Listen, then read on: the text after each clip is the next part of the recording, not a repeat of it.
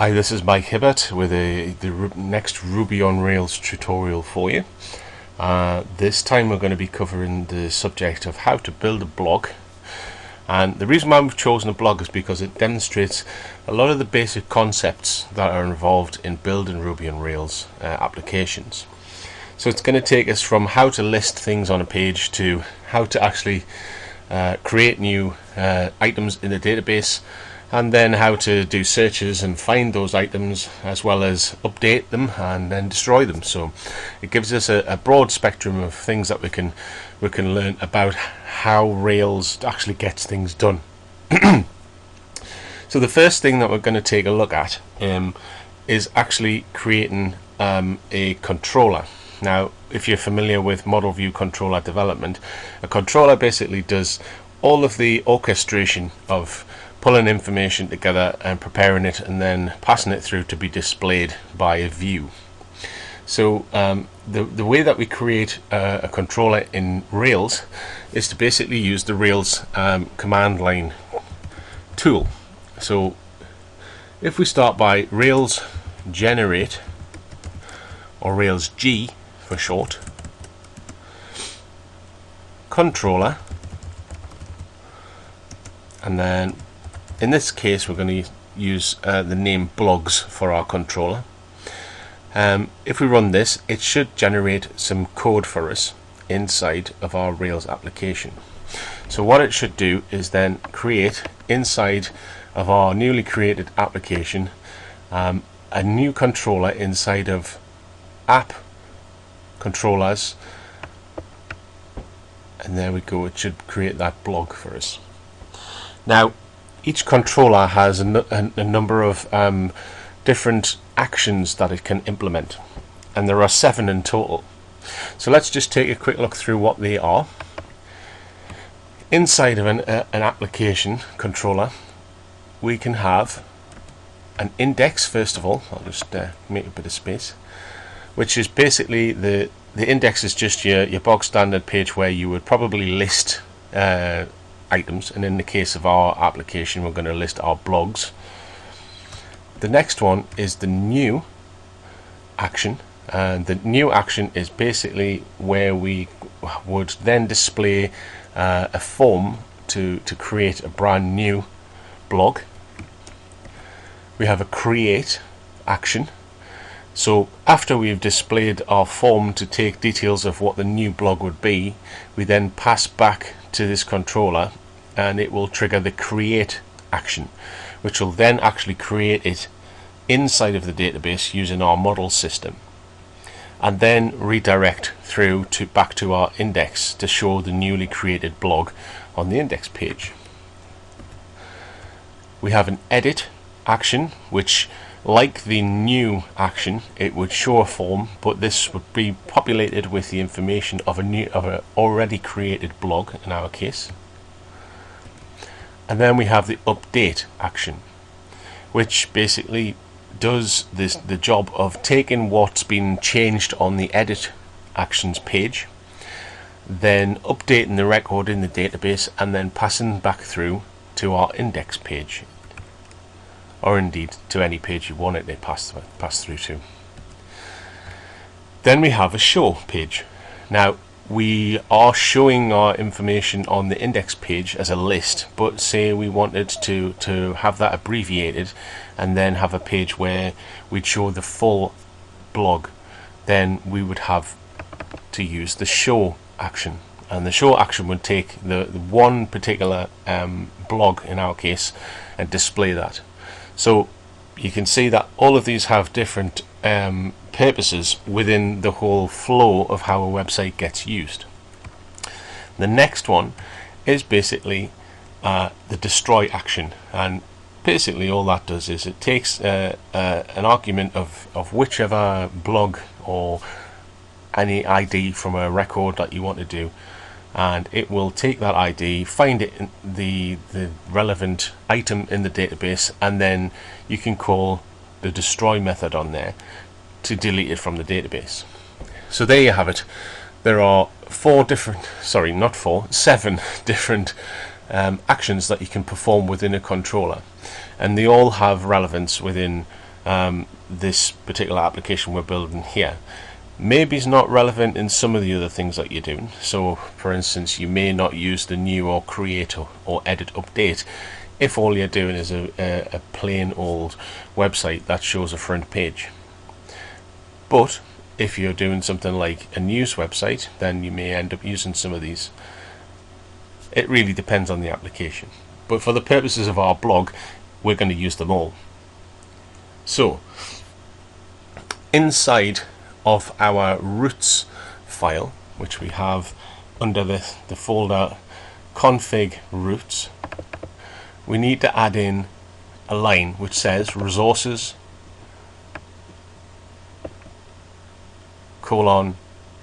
blogs, and that basically tells the Rails system that we have a controller that has a load of URLs that can be made available through our system.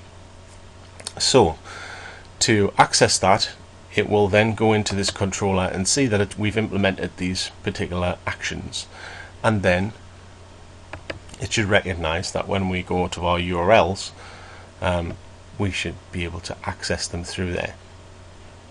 So that doesn't happen by default, obviously, so we need to add that in ourselves. I've already added it, as you can see there, but you'll have to do that if you're following along in your own editor. So that's our seven different actions. Now for those actions, as I said, we're following a model view controller kind of pattern. We need to add different views for those.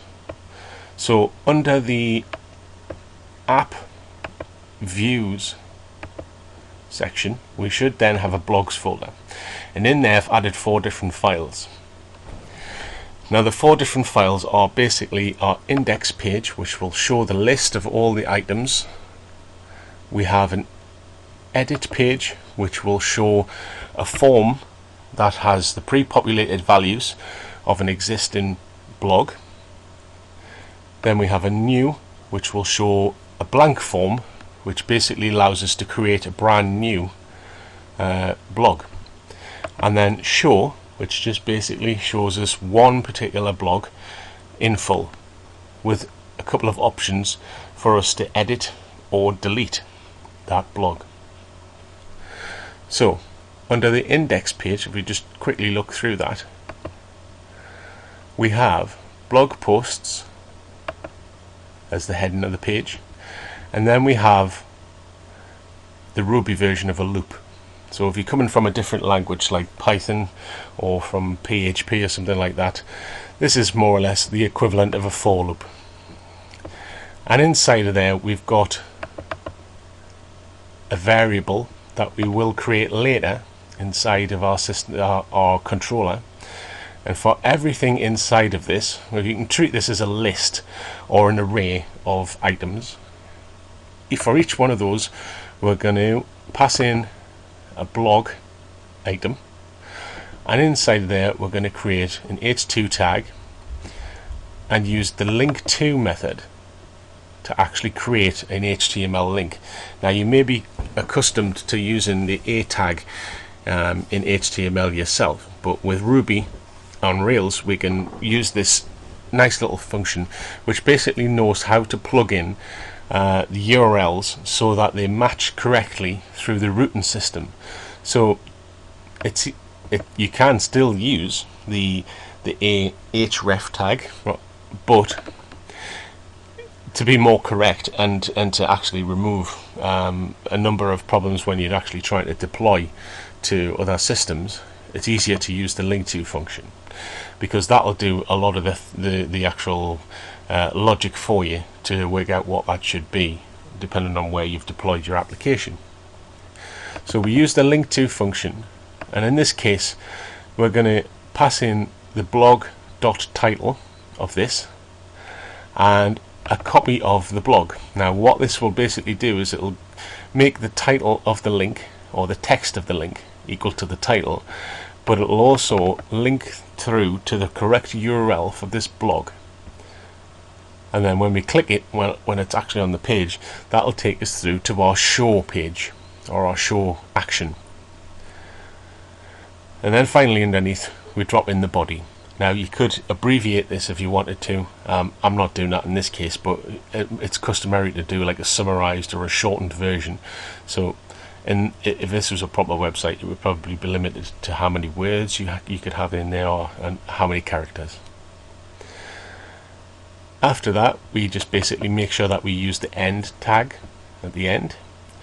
Now, as you can see, there's a difference between the tags we've used here to open up this particular block of code. We notice we've got the less than % and % greater than at the end of here, but in these ones we've used less than % equals, and that's basically because we're trying to output something into our HTML. In this case, this line here is simply doing some logic. So this is embedded Ruby, and hence we have these file names, index.html.erb. That's basically telling the system that it's embedded Ruby. So we have this embedded Ruby code, and in this case we want this to actually output into the HTML itself. So we're using that extra equal sign on the end. In the case of this, we're simply just telling the system that this is the end of that particular code block. So finally on this page,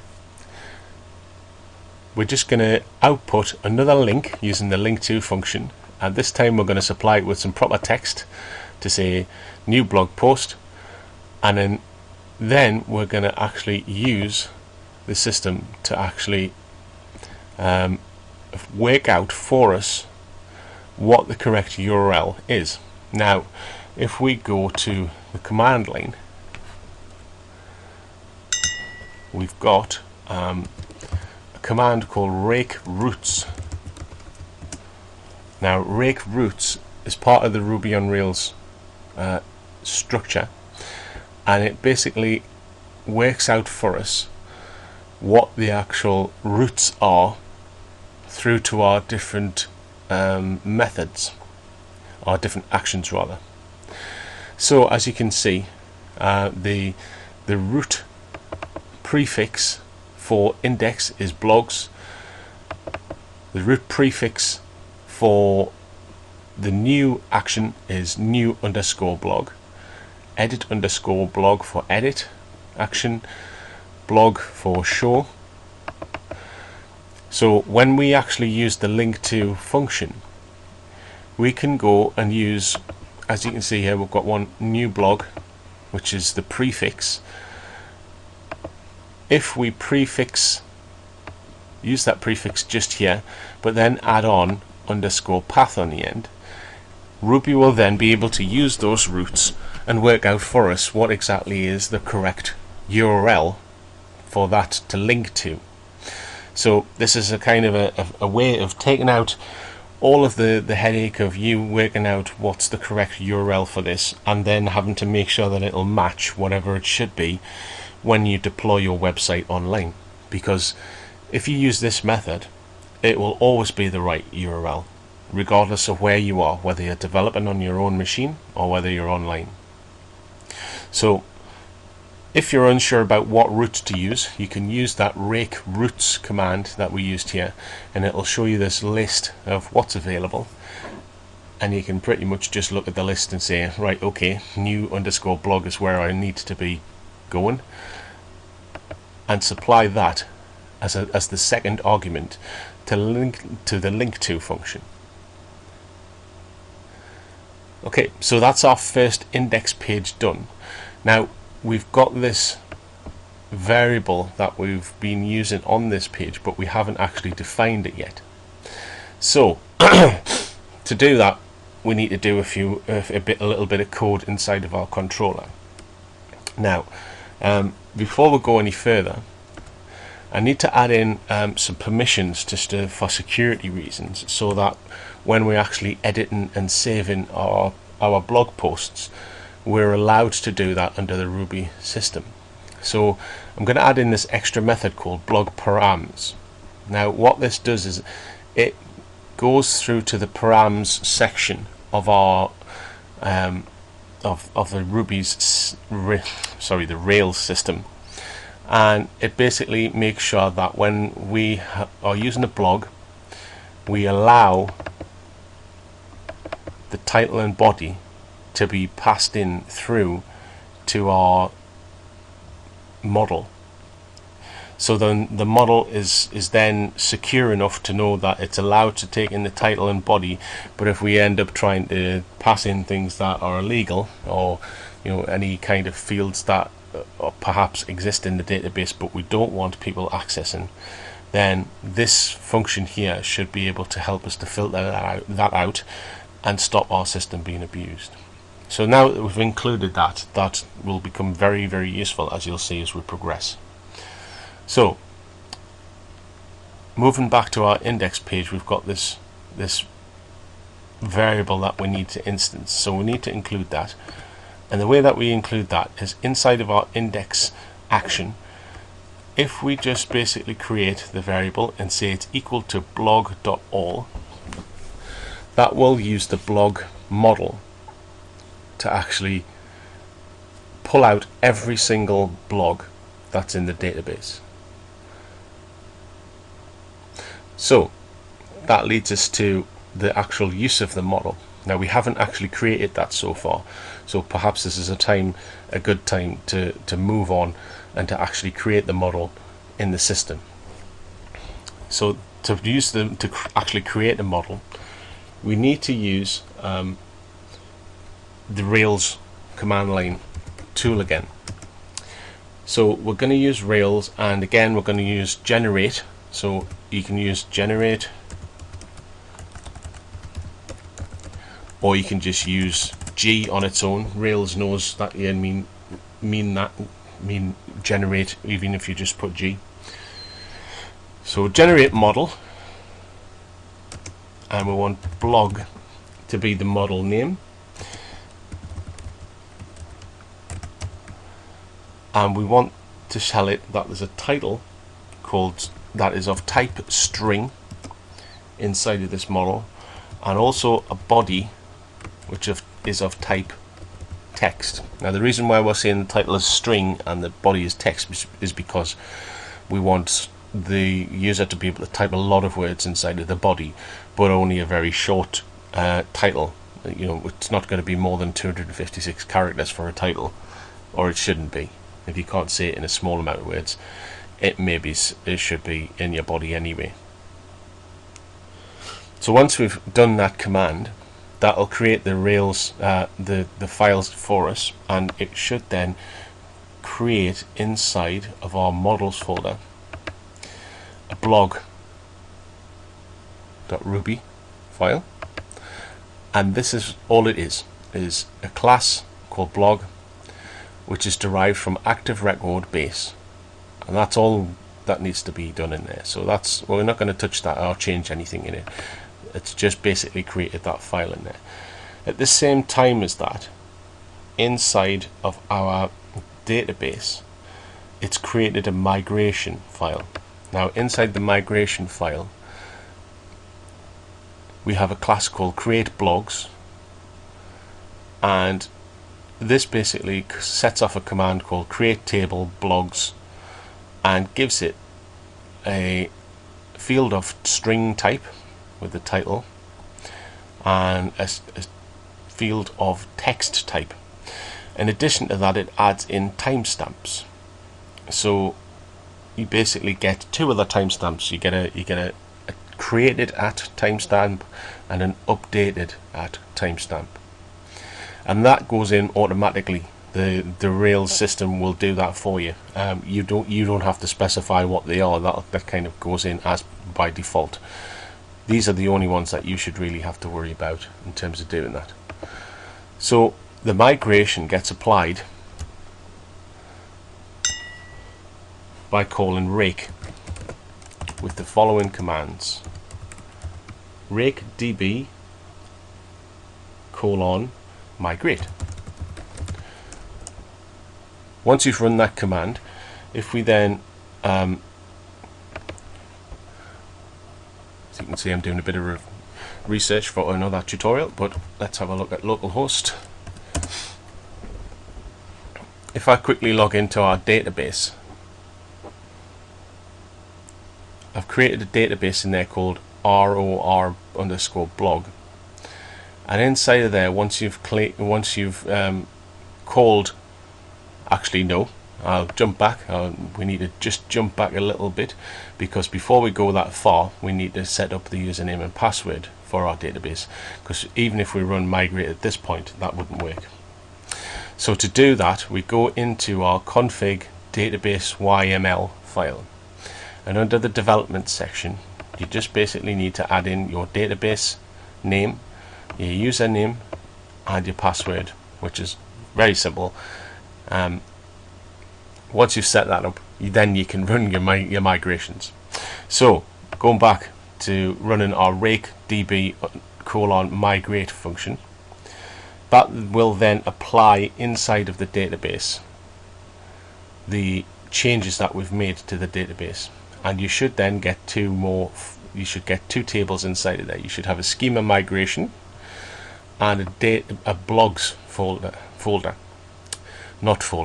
table, and inside of there it should then resemble this. You'd have an ID, a title, a body, created at and updated at.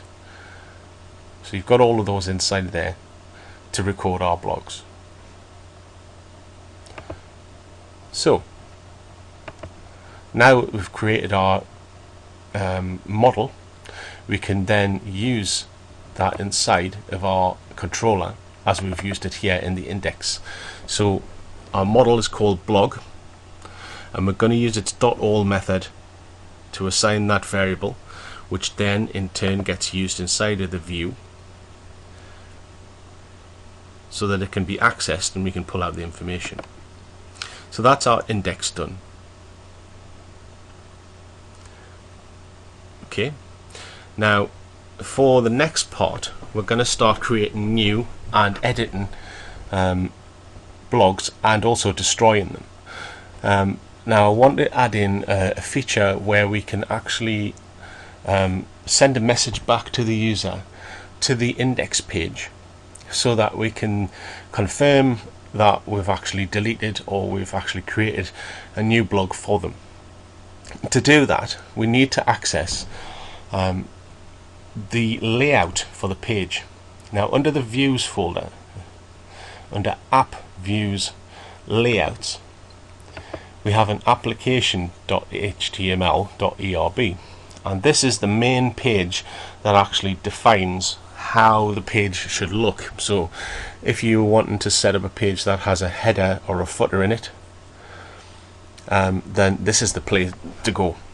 So inside of there you should have by default some HTML, and inside of there you'll have various bits of embedded Ruby. Right, just highlight that as Ruby. You can see there that this is embedded Ruby here. This links to the style sheets, and this links to any JavaScript that you get by default, and then we have cross-site request forgery tags, which helps us for security reasons.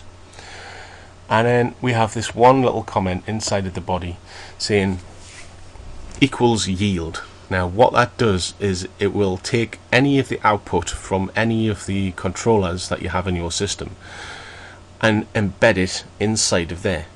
So whatever your controllers output in terms of HTML, it will always get embedded into that part of the page. So we're going to add something above there so that we'll have a little message at the top of the page if there are any messages to be sent. Now Ruby on Rails has a system called the Flash system, which is a way of recording a one-time message from one page to another, which can be retrieved by the next page along. So it literally stays around for one page change. So if we set a message on our index page and we go to the new page, for instance, we would get that message from the new page, but if we moved on through to another page after that, that message would not exist. Now the reason why we'll have something like that is because in the case of our saving pages, we want to be able to send a notice back saying your page was saved correctly and then have it display, but then we don't need that message after that, so we can move along to something else. So the way that we add that in is we basically add in a bit more embedded Ruby code above the yield command. When we access the flash system, and for everything in the flash, which should be like a list of keys and values, for everything in there we need to output a paragraph, and we're just going to output the value that's inside. So we're just going to iterate through flash, which is a big list of potential values, and then we're just going to output the value into the top there. And as you'll see later on, we're just going to basically add in a little notice on some of our actions in our controller, just to say your blog was created successfully, or your blog was saved, or your blog has been deleted, so that we can then have feedback to the user. Okay. So let's now go on to deal with the next part, which is our show page. Now the show page is like our index page in that it shows information only. It doesn't actually alter the information, but it only shows one individual item. So instead of using the all method, we use our find method instead. And from the params section of our Ruby on Rails system, we pull out, using the ID, the correct blog. So we get the ID out of the params, which should then pull through from the actual URL that we're using, and then we pull out that object and assign it to here as a variable that we can then use inside of our show page. So on our show page, we then use that. I'll just put the highlighting onto the correct setting. We use that blog instance, pull out its title and put that as the title, the page heading. Then we're going to pull out the body in the same way, and then we're going to show when it was created. So in our database we have the created at field, and then here it comes out as a member variable of a blog instance. Then finally we're going to add a couple of links at the bottom. So we're going to use that link to function again, and this time we're going to set its text to edit, and then we're going to use the edit block or edit blog prefix, and we're going to say edit blog underscore path, and this time we're going to pass it an argument of blog. Now what that does is it works out for us what's the correct link to create for this specific blog.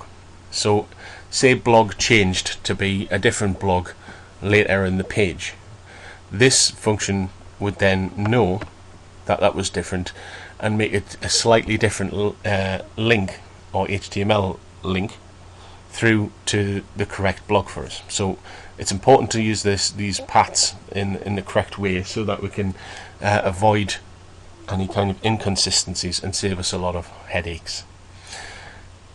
I'm going to put a couple of semicolons on there because I'm going to now separate that off and add in a delete method. Now the delete method's a bit more complex. We start off by using link to and put in the text as delete, but in this but now we actually pass in an argument of blog, and that lets the delete link work out which particular blog it is. Then we add in something that we've just covered in the application HTML, where we put our flash values. we're going to start adding extra messages to the user. So this will actually give us a pop-up. So it'll give us a pop-up that says, "Are you sure?" So we're not going to let people delete things by mistake or very easily. So the confirm is "Are you sure?" The method is delete. Now that's might not be a bit obvious because we're obviously making a delete link, but what happens is in the Rails system is that you'll notice we've got 7 different actions that we can do. In our rake roots list we have prefixes for only 4 of them.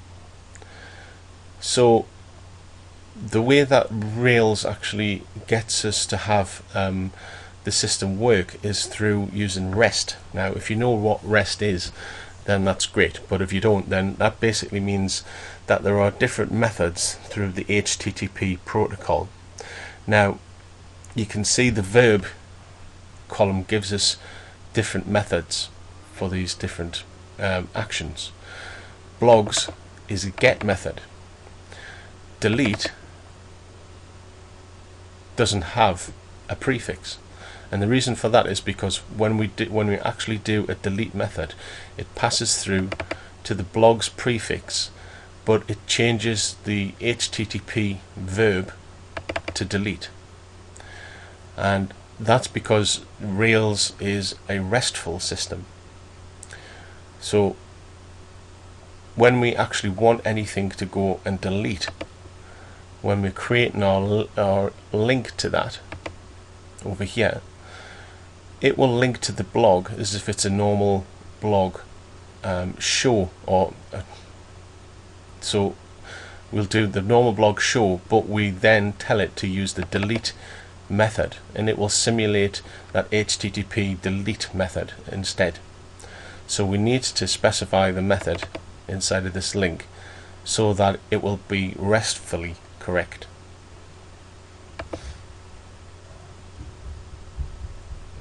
Okay, so that's our show page done.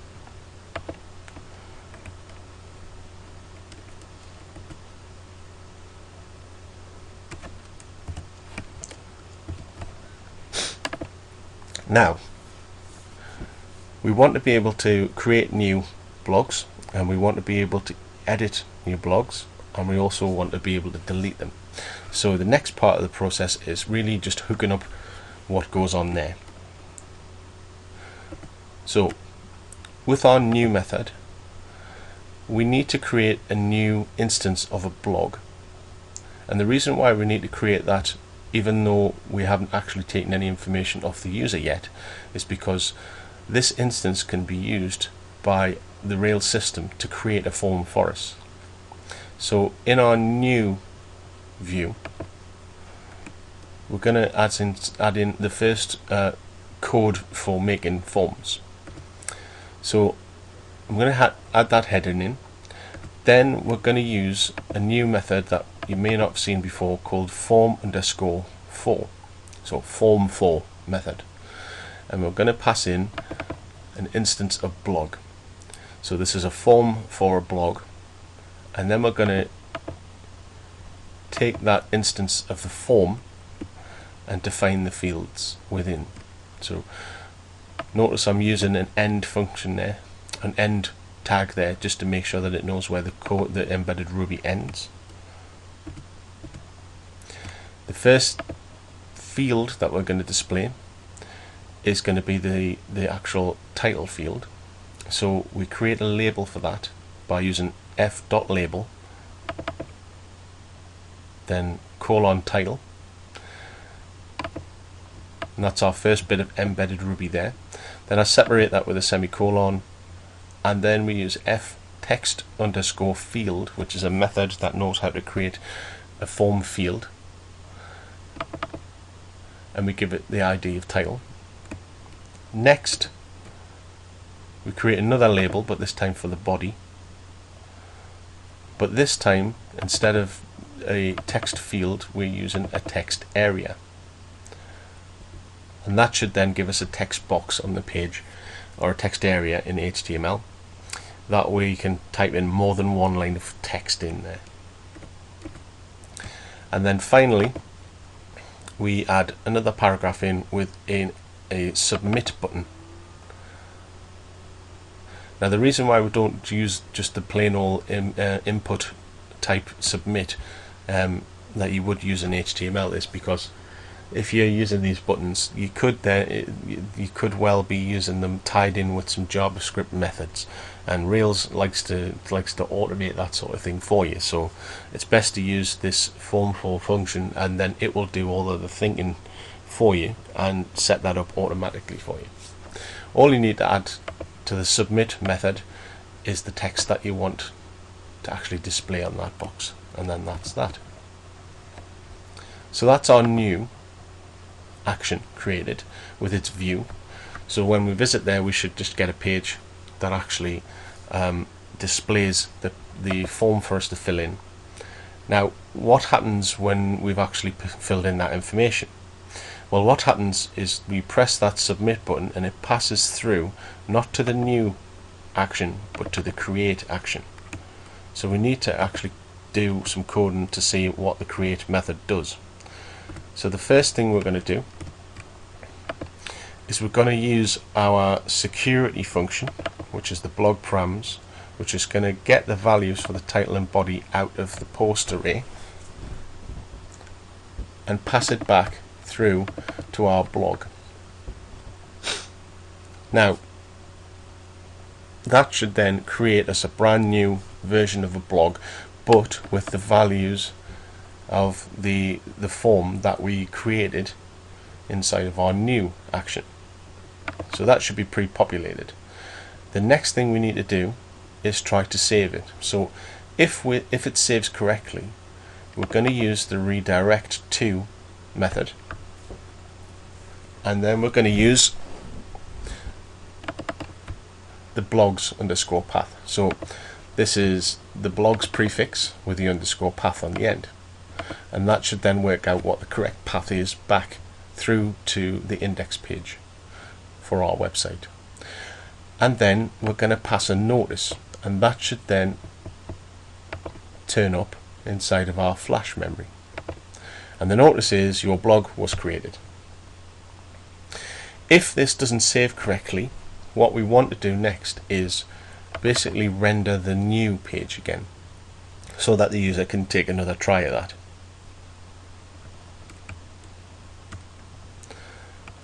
Now that's our system set up to create new blocks. We can display the form using the new action. We can then take the values that the user inputs and put it through and save it and redirect back through to the index page so that they can see that along with the notice. So what happens next is that we want to apply, or supply rather, the ability for the user to then edit any blogs that they've created. So that leads us to use the edit and the update methods. So under edit, we're going to take a parameter of the ID of the blog to edit. So we're just going to pull that out and find it in the database using the blog model. Then in our update, we're going to do a similar thing that we did in create. We're going to find the blog, in this case, not create a new one, but we're going to try and update the values. And to do that, we use the update attributes function, and that just basically uses our security function to pull out the values from the form, title and body, and pass it back to update attributes. And if that's successful, we use redirect to, and again back to the index page, blogs underscore path, with a notice of your post was updated. Now in the views, for the edit view, it's very similar to the new view. So with a little bit of workaround, we could probably end up using the same view for edit and new, but in this case, for completeness, I've separated them out. So edit is the title. We're going to use the form 4 again. We add in the title field again and the body field, and this time with the submit button we're going to say update your blog post. So really the only thing that's different from the new view is really the title of the submit button and the title of the page. But what will happen automatically because of Rails is that these two fields that we're creating, this text field and this text area, will automatically get the values that are stored inside of the blog instance. So we don't have to do that for ourselves.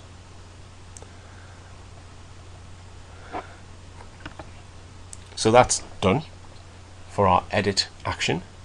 Update doesn't have a view obviously, because all it does is it does the saving of the values and then passes back through to our index. So the final part of this is really just to actually go and use the destroy method. So we set that up on our show page for our delete button. So it's going to go through and call this destroy method right at the bottom, which doesn't seem to want to display. And inside of there we're going to find the blog by ID, and then once we've found it, just use the destroy method, and then straight after that we're going to redirect back through again to the index page with a notice which is slightly different, saying your post was deleted. So in here we've used this notice inside of the flash array 3 times, but we've changed the message depending on what we've attempted to do for the user. Okay, so that's pretty much all of the coding and all of the views set up for us, and as you can see it's not a huge amount of code. Fairly simple. When you read it, it's very easy to understand, so there's not a great amount of difficulty in understanding what we need to do. So let's just actually see if it works. If you watched the last tutorial on how to set up, you'll have seen me do the Rails server command, which basically sets up, and if we open that link, that should bring us to the front page of our Rails site. But then if we do blogs, as you can see I've already created a blog in my testing and setting up for this tutorial. So if we do a new blog post, as you can see in the URL, it's basically going to blogs new, which is the action inside of our controller. Test 2 I think we'll call this. Whoops. And we'll just put a bit of rubbish in there just to fill up the field. So what have we got? Undefined local variable. Okay, you just bear with me 2 seconds. I'm just going to pause the video and work out what's happening, and then I'll come back to you and we can continue. Okay, welcome back. I found out what had gone wrong. I had somehow managed to delete my blog params function.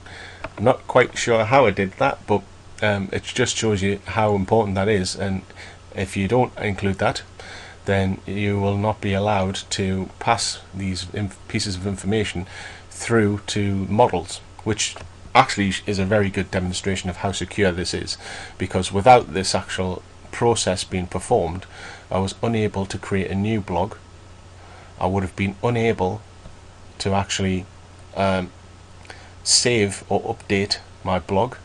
I would not have been able to run update attributes on the blog, and then that would not have worked. So as it is, we've fixed that. So if I just go back through and do another quick test 3, some more. Yeah, so that's working fine now. Now if we click on one of these, it takes us through to blogs 5, which is the ID.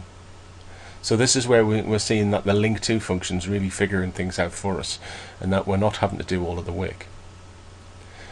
We've got the links for the edit, and as you can see in the bottom there, if I click that, it basically extends the URL slightly.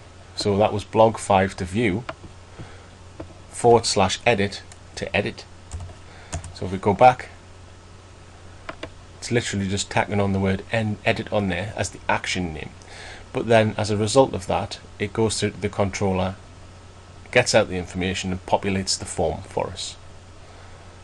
We can then update that, and if I do a bit more text on the end, as you can see, it passes back the notice and saves the actual body copy. So that all seems to work very well. And finally, we just need to do a quick test to make sure our delete method works.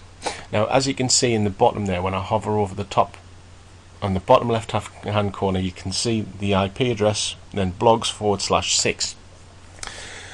Now, we're already at blogs /6, and as I said before, Rails is a RESTful system, so therefore we have to simulate an HTTP delete command, and that's really where that little function is. If we just bring that back up on the show page, when we say method inside of this link to command, then we're really saying to this link doesn't pass back by the normal HTTP GET method.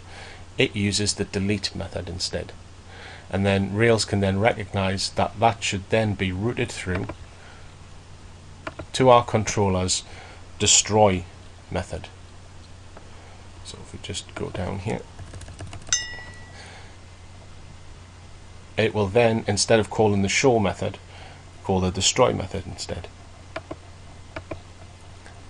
And if we click that, that should then delete that and send a message back saying, are you sure? Yeah, we're definitely sure. And finally, with our notice at the top that says your post was deleted. Okay, so that's the end of this tutorial. I hope that you learned a lot from this, and if you did, then I hope that you go on to use or view the other